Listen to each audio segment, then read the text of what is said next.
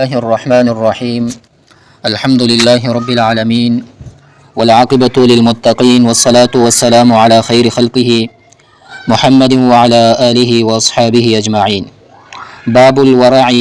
وترك الشبهات. دا باب دے پرهیزګاری او د مشتبه شیزونو نه ځان ساتلو په بیان کې دی. یعنی چې کوم مشتبه اشیاء دي دا غي ترک کول، اغي پرې خودل، اغي لرا او ځان ساتل. قال الله تعالى، الله رب العزت فرمایي چې وتحسبونه هینا،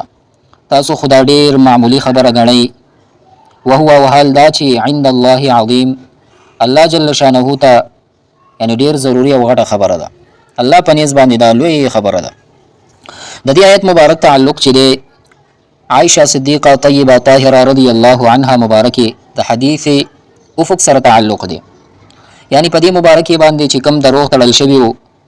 هغه تهمت والا حدیث دا غي برات د الله جل شانه خپل و فرمایلو. نو دا د دې خصوصیتو دا آیت مطلب دا دی چې دا خبره خو تاسو وړه غړی څنګه مو چې اورېدلې، بس هغه شان دي تاسو بیانوي او تحقیق مونږ نه کړو، حقیقت نه خبره نه یو به تحقیق او به خبره دا تاسو نقل کوي بلتا. ځکه چې بل مسلمان ته ډیر زیات تکلیف رسیږي، ضرر رسیږي، اذیت رسیږي. امام قرطبی رحمه الله پدې کې چې د عائشه رضی الله عنها مبارکي د خصوصیت بیان کړي. دا مبارک فرمایي چې کله یوسف علیه السلام مبارک باندې کله تهمت لګیدو، نو الله رب العزت په یو وړوکی ماشوم سره داغي برات اظهار وکړو، او مریم بیبي رضی الله عنها باندې چې کله تهمت لګیدو، نو داغي زوی عیسی علیه السلام برات ظاهر کړو، یعنی هغه خبرې وکي. خو چې کله عائشه رضی الله عنها مبارکه باندې تهمت لګیدو، نو الله جل شانه خپل داغي برات اظهار وکړو. نو دا خصوصیت دی چې حضرت عائشه رضی الله عنها مبارکه. وعن النعمان بن بشير رضی الله عنه قال، نعمان بن بشير یو آیت پاتې شو، وقال تعالی ان ربک لبالمرصاد، بشک استاره په انتظار کې دی. یعنی مرصاد چې د انتظارګاه سنگر مرشد ټول ته ویل کی. مطلب دا چې الله رب العزت هر انسان نه خبر دی، هغه که هر عمل او حرکت کوي نو دا ورته معلوم دی. بهرحال وعن النعمان بن بشير رضي الله عنهما قال سمعت رسول الله، نعمان بن بشير رضي الله عنه مبارک فرمایي چې ما د رسول الله مبارک صلی الله علیه وسلم نوریدلی یقول فرمایل چې ان الحلال بین، حلال خکار دی، وان الحرام بین، او حرام هم خکار دی، وبينهما مشتبهات لا يعلمهن كثير من الناس، د دې دوانو په منځ کې مشتبهات دي چې ډیر خلک د دینه نه خبر دي. فمن اتقى الشبهات، چا چې ځان او ساتلو د شبهاتونه، د شبهاتونه یعنی شکی شیانو نه ځان او ساتلو، نو استبرأ لدینه، نو محفوظ ک دین خپل او عرض عزت خپل. ومن وقع، سوک چې واقع شو فی الشبهات، په شبهاتو کې، وقع فی الحرام، نو داسې شی شو یعنی واقع شو په حرامو کې. یعنی سوک چې په شکی شیانو کې ځان گیر کین او په ښکارا په حرامو کې پریوزي، نو دا مطلب دی. لکه بیا مثال ورکړي کراعی، لکه یعنی د شپانه چې وی د دې مثال ورکړي يرعى حول الحما يوشك ان يرتع فيه، یعنی د دې مثال وی د یو شپونکې په شان دی چې خپل رماو د ساروي منشوي ځایانو کې هغه غیر چاپیره چې هغه سروي، لکه کراعی، لکه ساتل شوی زمکه چې وی، یعنی دا خاص کړي و مخکې بداو یو زمکه د بچایانو دی به خاص کړي و ځان د پاره د دې بدا سبزیجاتو. نو دغه زی ته چې کم یو کس خپل غړي او بيزي سره نو خامخا د دې یارشته چې په دې کې بس شي ور انټر بشي، نو دې کې به ور پروزي ورننه بوزي. نو لکه فرمایي کراعی، لکه د شپانه مثال، یعنی يرعى چې هغه سره ول کوي حول الحما، یعنی ساتل شوی زمکه شاوخه، نو یوشکو قریبه ده چې ان يرتع فيه، چې سره ول وکړي پدې کې، یعنی پدې کې بدی اوسريږي، دا خو قریبه نو خامخا دا خو بکیږي. نو دا مثال ورکو. نو الا خبردار وان لكل ملك حمن، یعنی خبردار بشک د هر باچا د پاره یو ساتل شوی زمکه ده. والا خبردار وان حم الله، بشک یعنی ساتل شوی زمکه محارمه، یعنی هغه حرام شیان دي. نو الا وان حم الله محارمه، یعنی خبردار اوسئ الله جل شانه ساتل شوی زمکه د هغه حرام کړي شیان دي. الا خبردار وان فی الجسد مضعه، یعنی خبردار بشک په جسد کې چې دی یو ټوکړه ده، اذا صلحت، کله چې سمشي، نو صلح الجسد كله، نو سمشي ټول بدن سمشي. و اذا فسدت، او که خراب شي، نو فسد الجسد كله، نو خراب شو ټول بدن، نو ټول بدن به خراب شي. الا خبردار وهي القلب، یعنی هغه ټوټي چې ویل هغه څه شي دی، هغه زړه دی، څه شي دی، هغه زړه دی. نو په دې روایت کې مونږ تاسو ته څه بیانېږي یعنی مونږ او تاسو ته دا بیانې چې حلال او حرام چې دي دا معلوم دي. یعنی بیا وفرمایل چې د دې ترمنځ بعضې داسې مشتبه ځای شیان هم شته دی چې ډېر خلک یې نه پېژني. ابن حجر رحمه الله د دې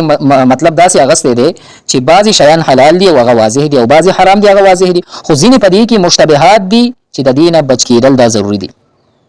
ځکه چې هغه خو فی نفسه حرام دي، نو حرام نه خو به ځان بچ کې که نه، نو په دې سره انسان هغه د حرامو نه محفوظ شي.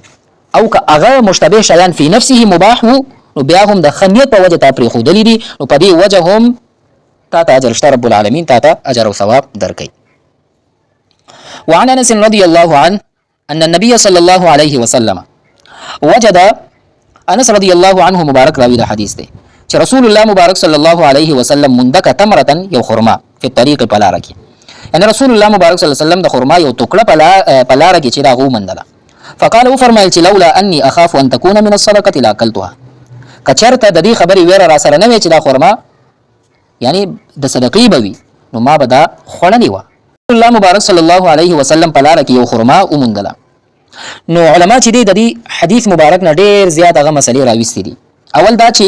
رسول الله مبارک صلی الله علیه وسلم باندې د زکات مال خوړل حرامو، دغه شان نفلي صدقه او واجبه صدقه استعمال هم ورته دا ناجایز وو. دویم په لاره کې موندل شوی شیز چې دا راغستل دا جایز دی، په استعمال کې هم راوصل دا جایز دی، په دې شرط چې ستا په دې باندې غالب ګمان وي چې دا دومره وړوکی شی دی او مالک به پسې نه ګرځي. او بله مسله دا او دې مناسبت د باب سره دغه خبره ده چې کم شی کې چې معمولی د حراموالي شوبه وي نو هغې نه ځان وساته، لکه څنګه چې رسول الله مبارک صلی الله علیه وسلم ځان وساتلو. بل روایت په دې باب کې چې دی هغه وعن النواس بن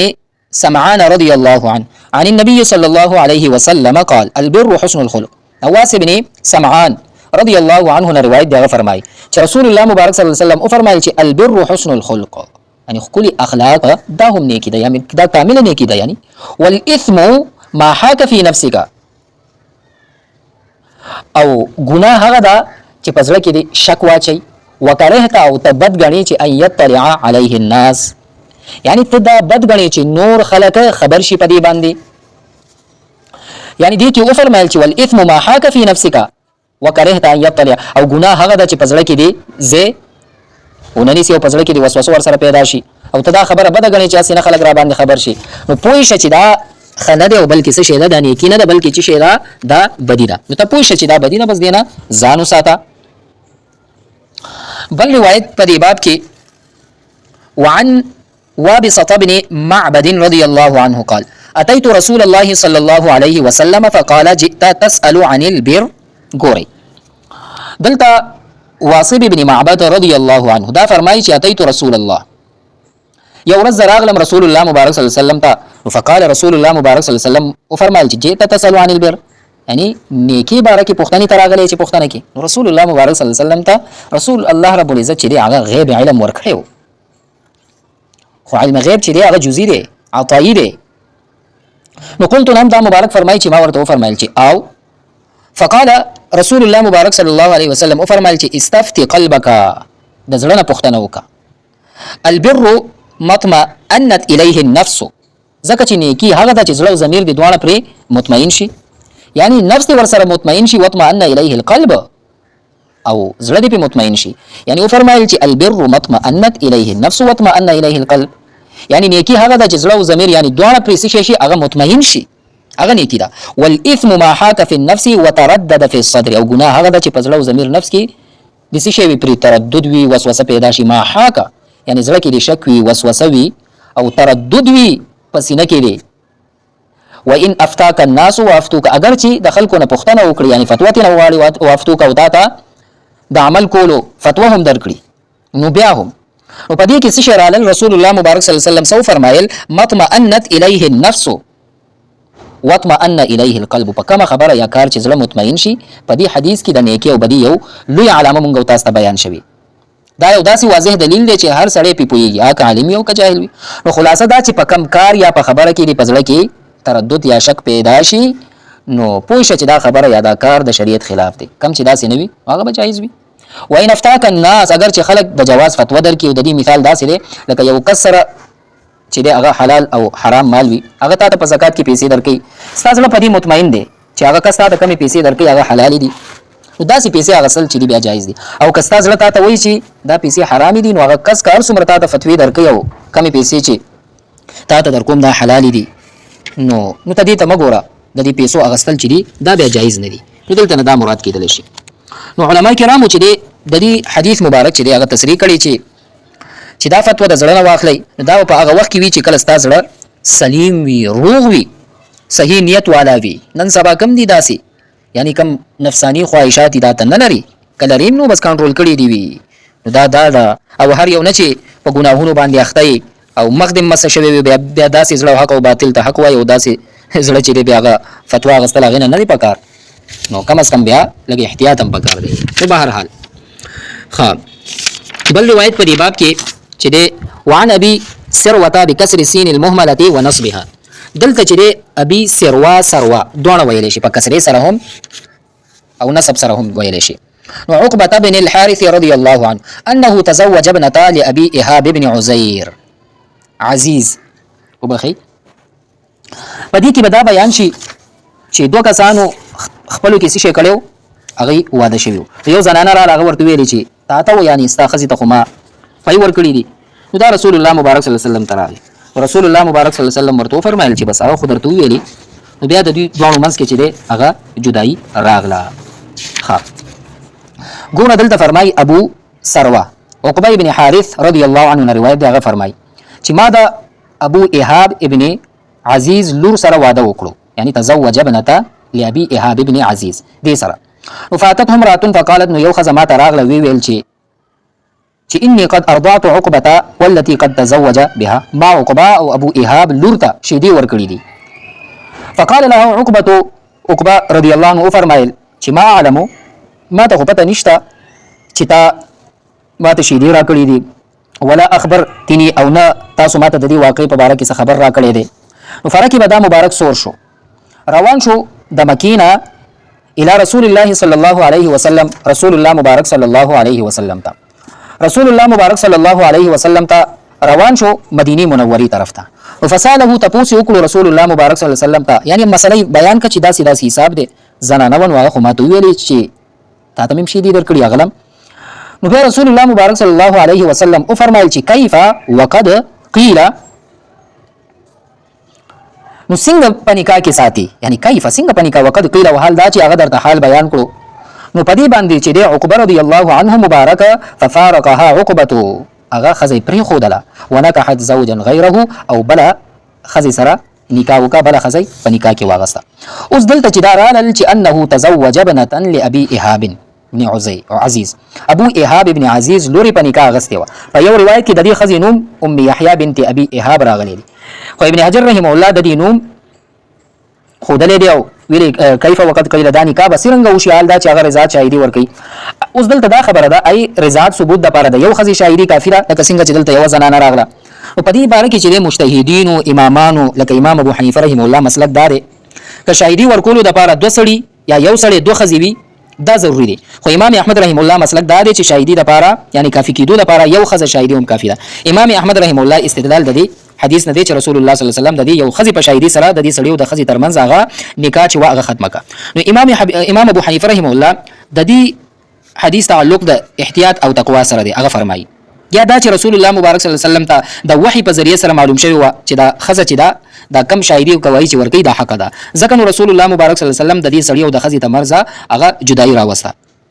اوس لکه څنګه چې د وحی سلسله ختمه شوه، نو اوس چې دی یا به دوه سړي شاهدي ادا کوي او یا به یو سړی او دوه ښځې به شاهدي ادا کوي. نو بهرحال نو دا مسله شوه. بل روایت په دې باب کې چې دی هغه وعن الحسن بن علي رضي الله عنهما قال حفظت من رسول الله صلى الله عليه وسلم دع ما يريبك الى ما يريبك، رواه الترمذي. دلته چې دی حسن بن علي رضي الله عنه نه روایت دا فرمایي چې رسول الله مبارک صلی الله علیه وسلم یعنی ما دا خبره زده کړې، څه شی مې زده کړې چې کم شیان تا په شک کې اچي هغه پرېږده او کم شیان چې تا په شک کې نه اچي هغه کوه. معناه اترك ما تشك فيه وخذ ما لا تشك فيه، یعنی هغه عمل پرېږده چې تا په شک کې غورځوي، یعنی شک دا دی چې سوچ او فکر کې چې دا کار به جایز وي او که به نه وي، او وخذ ما لا تشك فيه، او هغه کار اختیار کا چې ستا پکې هېڅ شک نه وي او نه دی په شک کې اچي، یعنی هغه شی پرېږده چې تا په شک کې اچي دا به حلال وي دا به حرام. او چې تا په شک نه اچي بس هغه څه شي کوا هغه ته کوا. وعن عائشة رضي الله عنها قالت كان لأبي بكر الصديق رضي الله عنه غلام يخرج له الخراج. دلتا عائشة صديقة طيبة طاهرة رضي الله عنها مباركة راوية حديث تدا فرماي كان لأبي بكر الصديق غلام هو دا أبو بكر الصديق رضي الله عنه مبارك يا غلام يخرج له الخراج وكان أبو بكر يأكل من خراجه. نو أغبى سشي راولل يعني مزدوري بيكولا هر رز يعني سبي راولل يعني يخرج له الخراج يأتيه بما يكسبه من الخراج يعني أغيب كسب كولو كاربي كولو نسيشي براول وكان وأبو بكر يأكل من خراجه. نو أغنى بي مزدوري كي هر رز سمعلومة حساغة بيتي أغسطلا أبو بكر الصديق رضي الله عنه مبارك. فجاء يوما بشيء نو يو رز ورتا سشيان راولا فأكل منه أبو بكر فقال له الغلام تدري ما هذا؟ نو ألتنا خراكك أبو بكر الصديق رضي الله عنه مبارك. نو بيو فرمائل تدري ما هذا تبو يجي داسي شو؟ فقال أبو بكر وما هو؟ أبو بكر الصديق رضي الله عنه مبارك ورتو فرمائل چه داسي شو؟ نو دي ورتو چه كنت تكهنت لإنسان في الجاهلية وما أحسن الكهانة. جاهلیت په زمانه کې ما یو کس ته کهانت کړو او کهانت نو هغه دوکوا یعنی ما په درو ورته کهانت کړو خو ما احسن الكهانه یعنی کهانت باندې زن نه پویدم الا اني خدعته یعنی چل مې ور سره کړو بس کهانت باندې خو نه پویدم نو چل مې ور سره کړو فلقيني فاعطيني لذلك فاعطاني ذلك او اوس مې دا سره ملاقات شو نو هغه ماته دا شی راکړه کم چې اوس یعنی اوس چې تاسو خورو یعنی هذا الذي اكلت دا غشیو چې اکلت منه چې تا دا غینه اخړ. نو ابو بکر صدیق رضی الله عنه مبارک فادخل ابو بکر يده فقاء كل شيء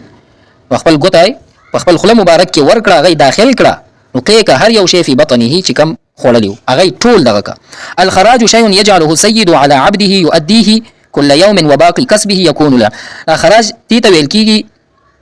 چې یو مشر وی کنه غلام باندې سو اجرت مقرر کړی وي چې دومره به ماته مزدوري راکې او باقی چې نور وی هغه ستا لکه څنګه چې نن سبا وی 100 روپے غټي بس یعنی مطلب دنده باندې یو شی ورکې 300 مال راکوا نور چې څومره بقایا چې بس هغه تخپل ځان سره ساته. نو دلته په دې روایت کې راغل چې جاهلیت په زمانه کې ما یو کسته د نجوميانو کار کړو. نو نبی کریم صلی الله علیه وسلم د بعثت نو وړاندې په عربو کې د علم نجوم سلسله ډیر عامه و. کله چې اسلام راغ خلق په دین باندې مشرف شو نو دای حرام کړو د دې مزدوري هم حرام وګرځول. نو فادخل ابو بکر يده فقا كل شيء ما في بطنه. ابو بکر صدیق رضی الله عنه خپل لاس حلق ته نه کړو چې سی په خېټه کې هغه ټولي کوي کول ټیک مطلب دا چې ابو بکر صدیق رضی الله عنه مبارک پوه شو چې دا خو حرام دي سمدستي کوي کړه زګه چې د نجوميانو ټوله ګټه حرام ده هغه ټول هر څه شي کوي کړه. نو اوس دلته دا خبره ده چې آیا خړل شوی شی بیرته کوي کول ضروری دي. علما فرمایي چې کم شی چې یو ځل خېټه ته داخل شي دا بیرته بیا واپس کول داسې شی دی دا ضروری نه دي. نو لیکن دلته چې ابو بکر صدیق رضی الله عنه مبارک داسې وکړل دا تقوا او احتیاط. امام غزالی رحم الله فرمایي دا کار د ابو بکر صدیق رضی الله عنه مبارک د کمال احتیاط او د تقوا په بنا باندې یعنی مبارک کې چې هغه تقوا حد درجه ته زیاته وا. او امام شافعی رحم الله د دې حدیث نه دا مسله مستنبط کړی دا ک یو کس حرام شي وخوري کپته ورته ولګي نو هغه باندې ضروری ده چې دا ټول شي کې را کېکړي هغه دی کېکړي لکه څنګه چې ابو بکر صدیق رضی الله عنه مبارک هغه کېکړه. وعن نافع ان عمر بن الخطاب رضي الله عنه كان فرض للمهاجرين الاولين 4000. دلته دا فرمایي د نافع رضی الله عنه مبارک نه روایت دا فرمایي چې عمر رضی الله عنه مهاجرین صحابه کرامو ته 3,000 درهم وظیفه مقرر کړی و. خو د خپل زوی لپاره 3,500 هم د درهم وظیفه مقرر کړی و. وفرض لابنه مقرر کړی و د خپل زوی لپاره عبد الله رضی الله عنه 3,500 3,500 درهم. نو فقيل له چا ورته ویلي چې هو من المهاجرين فلما نقصته. نو چاته نه تاسو کړو چې دا هم د مهاجرینو نه دي یعنی دی هم هجرت کړي دي یعنی د خپل دی هم هجرت کړي دي نو د دې ولی دومره کم حصہ ده یعنی مطلب چاته نه تاسو کړو چې دیم هجرت کړي دي دا هم د مهاجرینو نه دي ولی د دې حصہ تا کم کړي ده. نو فقال انما هاجر به ابوه هغه ورته وی چې د سره خپل پلار هجرت کړي دي ليس هو كمن هاجر في نفسه یعنی بلکې د پلار په ذریعہ هجرت کړي دي خپل د هجرت نه دی کړي.